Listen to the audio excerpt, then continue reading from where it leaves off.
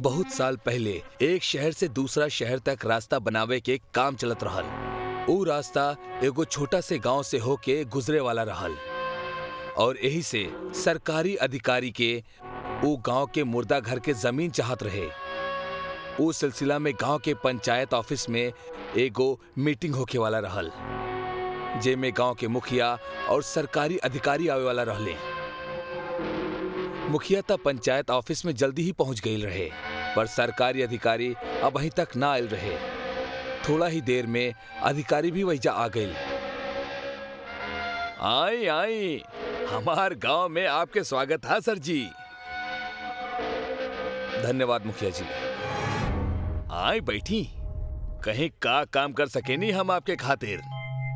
देखिए मुखिया जी, आपके तो पता ही बाकी आपके गांव में जौन मुर्दा घर बना ओकर जमीन सरकार के रास्ता बनावे के खातिर चाहिए।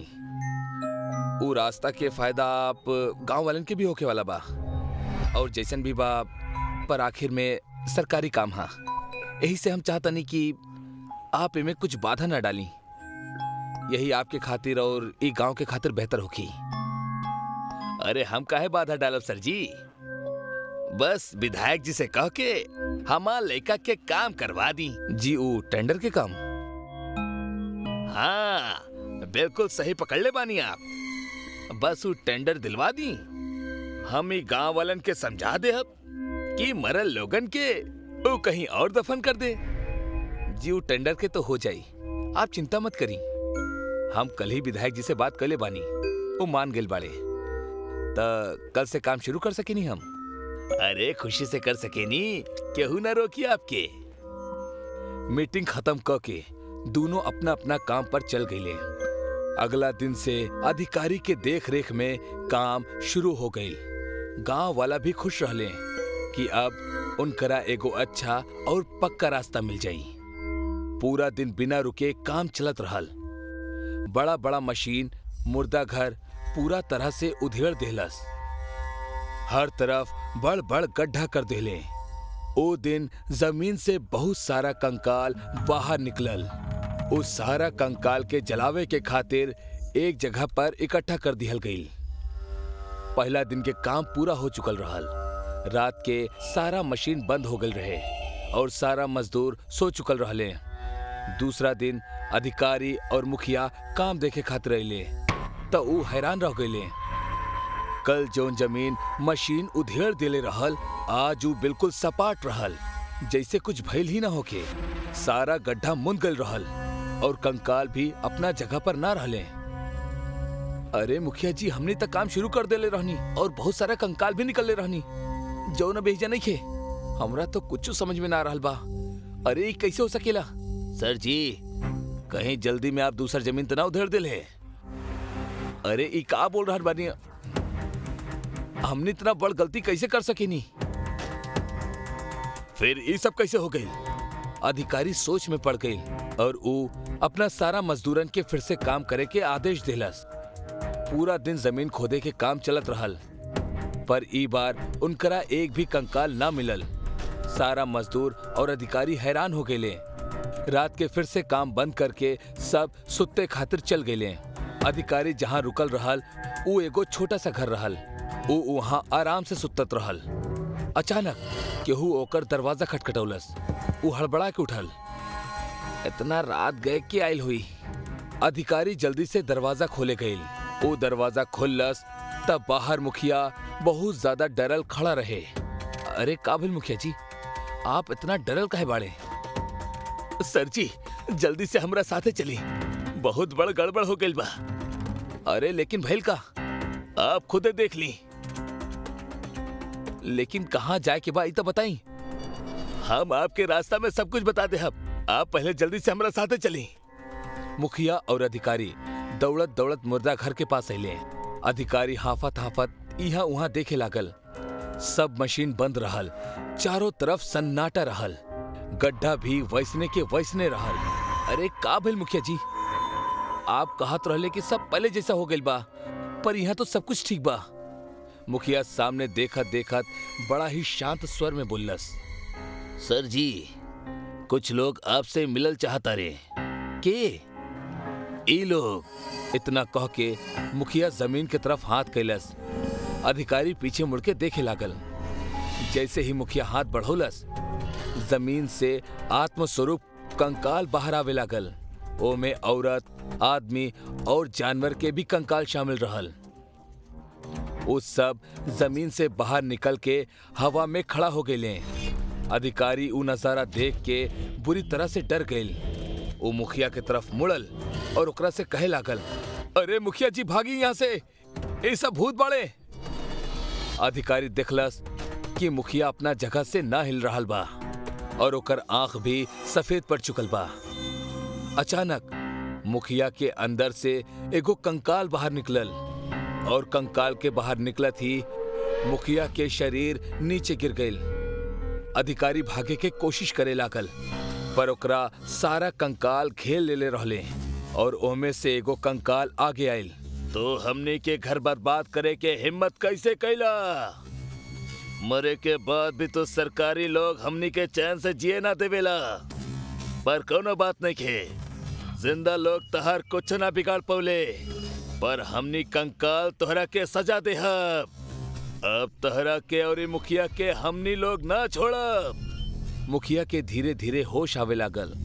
वो आँख खोल के देखलस तो कंकाल के बीच में घिरा रहल। डर के मारे ओकर शरीर कांपे लागल। सर जी ये सब कहा और हमनी एजा कहे आल बनी और हम यहाँ कैसे आ गए नी? हम तो अपना घर में आराम से सुतत रहनी। हमनी सब ही मुर्दा घर के कंकाल बानी, जेकर घर तू तबाह कैले बाड़ा। अब हमनी सन एकर बदला तोहरा से जरूर लेहब और उहो अपना तरीका से। हम कुछ न कैले बानी, ये सब इनकर ही गलती है। हमरा के जा दी। उनकर आवाज सुन के सारा कंकाल अपन दांत बजावे लगले। दांत की आवाज सुन के मिट्टी के ढेर अपने आप थरथरा के गड्ढा में गिरे लागल और गड्ढे के मुंदब शुरू हो गई।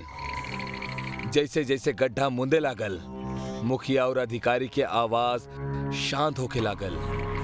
थोड़ा ही देर में मुर्दा घर के सारा गड्ढा भर गई और अधिकारी और मुखिया हमेशा के लिए जमीन में जिंदा दफन हो गए।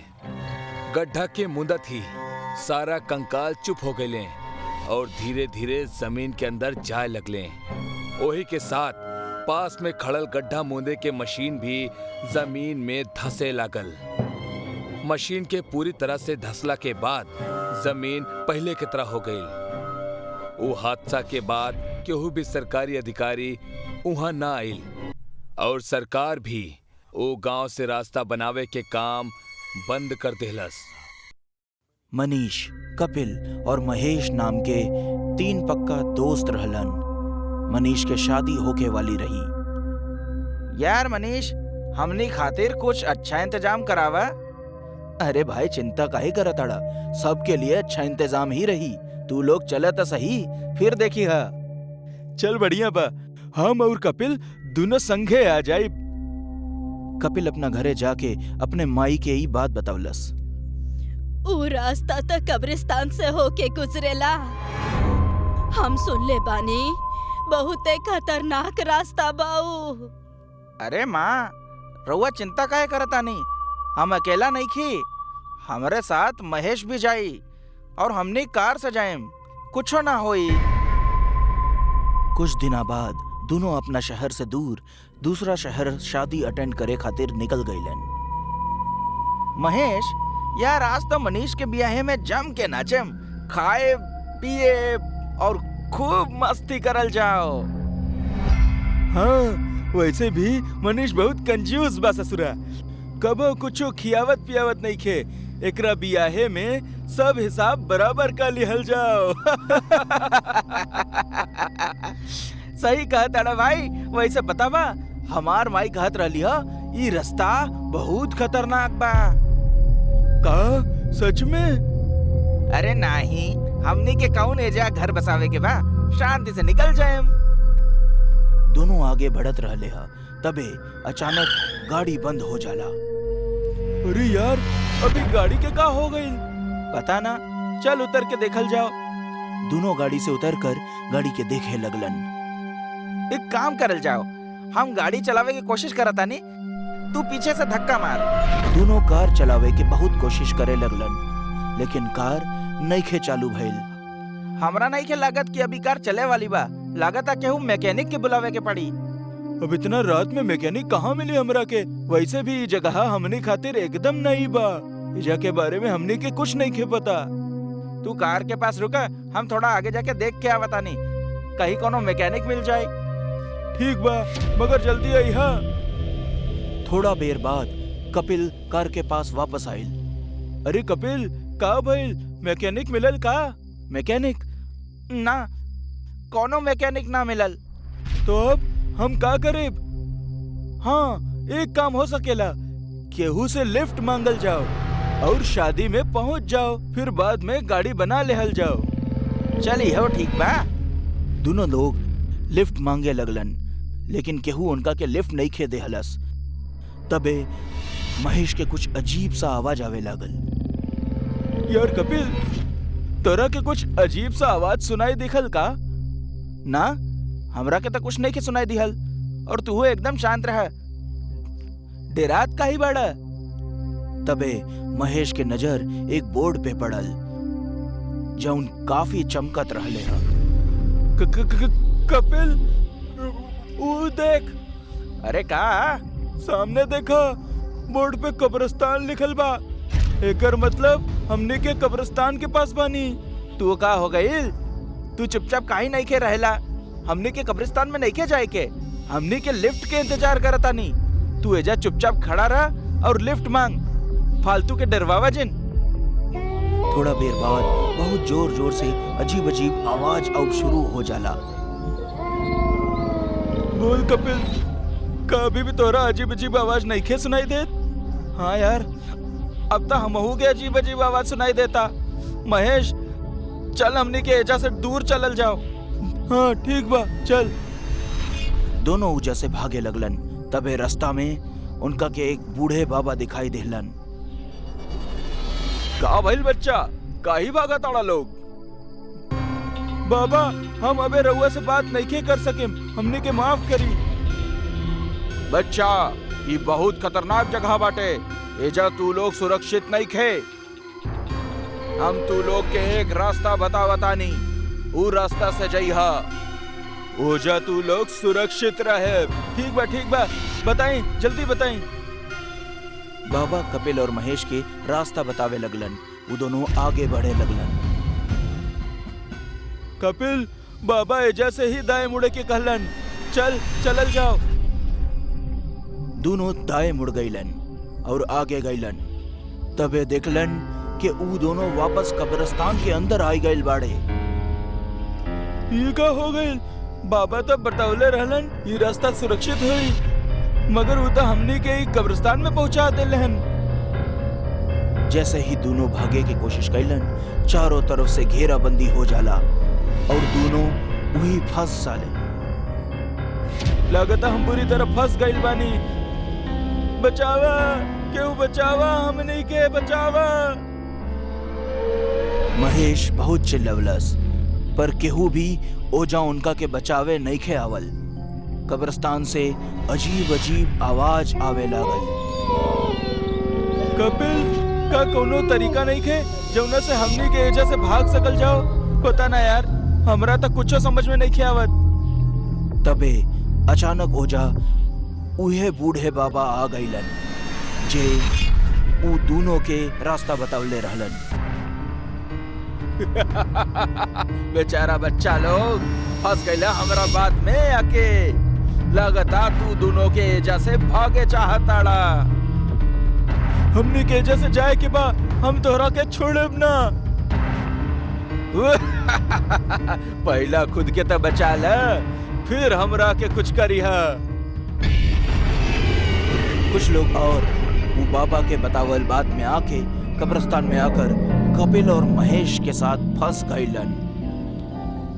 एजा से निकले खातिर हमनी के कुछ न कुछ तो करे के पड़ी। सभी बहुत प्रयास कैलन, लेकिन केहू ओजा से निकल नहीं खे पाए। बूढ़ा बाबा गुस्सा में आ गईलन और कपिल के पकड़ लेला। अब तई गईल, नहीं, हमरा दोस्त के कुछ जानी करे हा। महेश बूढ़े बाबा के ऊपर एगो पत्थर चलावेला। ओकर हाथ से कपिल छूट जाला। जल्दी चले जैसे हमने के भाग जाए, कुछ देर तक ये संभल न पाई। कपिल महेश के पास ना आवेला। का भइल कपिल, तू चलत काहे नहीं खे? तबे कपिल एगो भयानक भूत के रूप ले लेहलस। कपिल के है कपिल? हम त ई कब्रिस्तान के भूत बानी।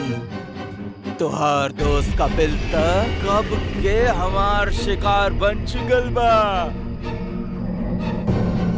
हम ओकरा शरीर में कब से घूमत रहनी है ताकि हम तोनी के अपन शिकार बना सकी।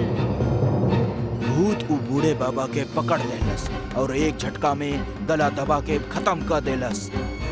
कब्रिस्तान के भूत के बात सुन महेश हैरान रह जाला। तो का अब तक हम भूत के संगे घूमत रहनी है? हाँ, हम ही कब्रिस्तान के भूत बानी। जैसे ही तू लोग के गाड़ी खराब भइल और कपिल थोड़ा देर खातिर मैकेनिक के ढूंढे गइल, उहे समय हम ओकरा के खत्म कर देनी और तब तक तोरा साथ रहे, तोरा यहाँ तक लावे खातिर। ऊ बूढ़ा भी हमार ही टट्टू रहल, हम ओकरा के अपना काबू में कर लिए रहली। बचाओ बचाओ कोई हमरा के।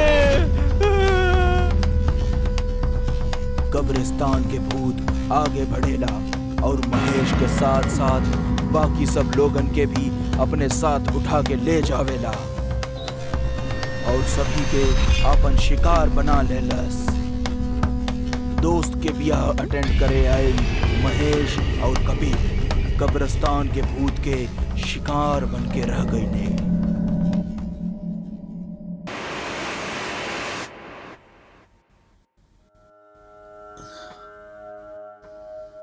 एक दिन एगो फॉरेस्ट ऑफिसर अमरनाथ और दीप तीनों फॉरेस्ट ऑफिस में बैठल रहले।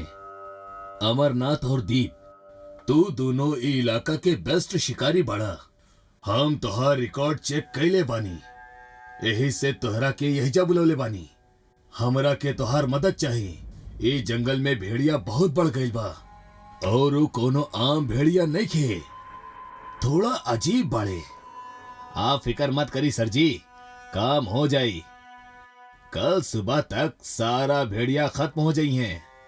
पर ये काम आप भी तो कर सके नी, हमार का जरूरत बा।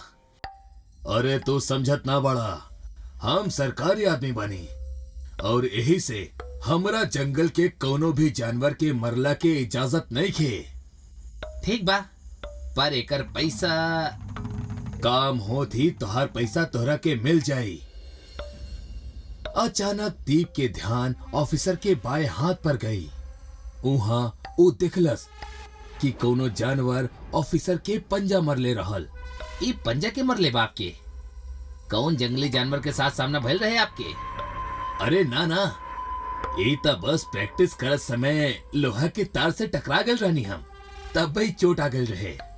दीप के ऑफिसर के जवाब पे पूरा यकीन ना भइल, काहे कि वो निशान ओकरा कोनो जंगली जानवर के ही लागत रहल। बात खत्म होकत ही अमरनाथ और दीप वहां से चल गईले। उहे रात अमरनाथ और दीप शिकार करे के खातिर जंगल में निकल गईले। वो दोनों ही गाड़ी से घना जंगल की ओर आगे बढ़त रहले। अमरनाथ गाड़ी चलावत रहल और दीप ओकर बगल में बैठल रहल। इतना भी का जल्दी रहे? का हमने शिकार करे सुबह ना जा सकत रहनी? ना, सुबह शिकार करे में मजा ना आवेला। एमे मजा के का बात है? रात के कितना खतरा होखेला। और सबसे जरूरी बात ई हा कि ई जंगल और यहाँ के जानवर हमनी के खातिर नया बाड़े। कौनो खतरा ना होई। रात में सब जंगल जानवर सो जाले और तब बे उनका शिकार करे में आसानी होखेला। सुबह के वक्त उहे जानवर अलर्ट होखेले और तब बे उनकरा से हमरा ज्यादा खतरा हो सकेला। वो सब तो ठीक है, लेकिन अगर कोनो जंगली जानवर जाग रहा होगी ताका ओकरा भी हमेशा के खातिर सुला दिहल जाई। तू तब बिना बात के ही डरे लगेला। चुप, कुछ ना होगी। दीप बहुत ही डरल रहे। अमरनाथ जंगल के बीचों बीच गाड़ी के रोक देलस और दोनों गाड़ी से नीचे उतरले। जंगल बहुत ही ज्यादा घना रहल, यही से चांद की रोशनी भी उनकर ऊपर ज्यादा ना आवत रहल। अमरनाथ गाड़ी से दो बंदूक निकललस और एगो दीप के हाथ में दे देलस और कहलस, ईला बंदूक फुल्ली लोडेड हा। अगर कोनो भेड़िया तोहरा के दिखे तो सीधा शूट कर दिहा। सुबह तक काम खत्म करे के बा। और हाँ, अब तू डरा बंद करा, हम बानी ना तोहरा साथे। चला। अमरनाथ और दीप जंगल में आगे बढ़े लगले।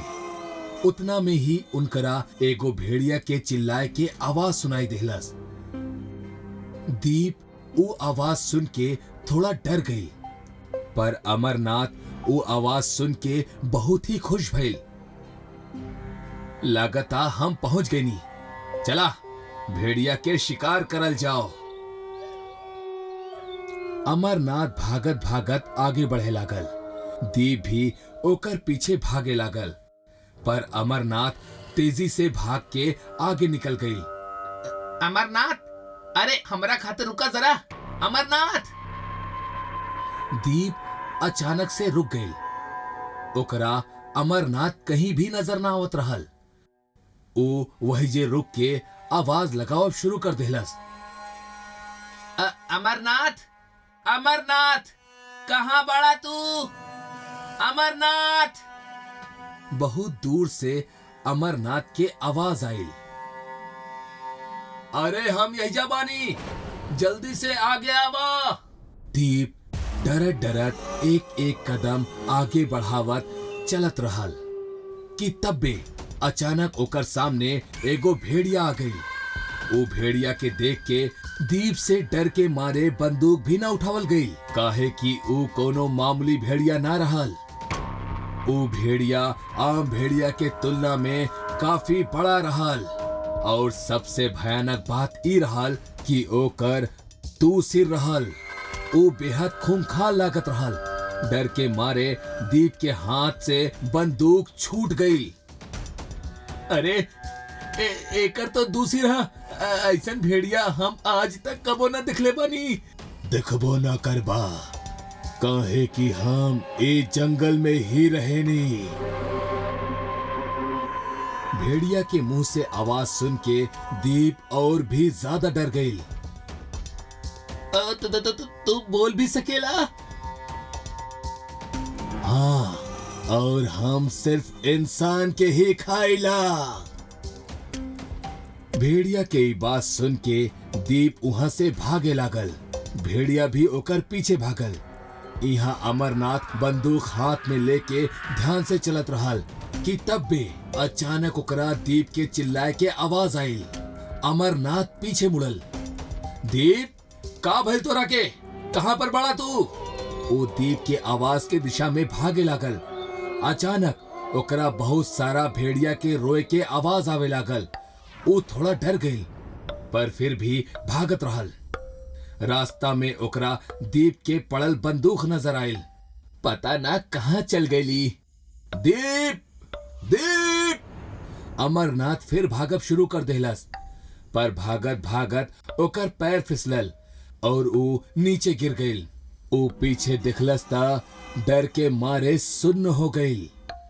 नीचे बहुत सारा खून पड़ल रहे और बगल में खून से लिपटल दीप के कपड़ा। तब बे ओकरा पीछे से झाड़ी में कुछ हलचल सुनाई देहलस। वो पीछे मुड़कर देखलस त ओकरा दिखल कि 4 लाल आंख ओकरा के घूर रहल बाड़ी। वो तुरंत अपन बंदूक उठौलस और ऊ आंख के तरफ तान के खड़ा रहल। अच्छा, त तू दू भेड़िया बाड़ा, आजा।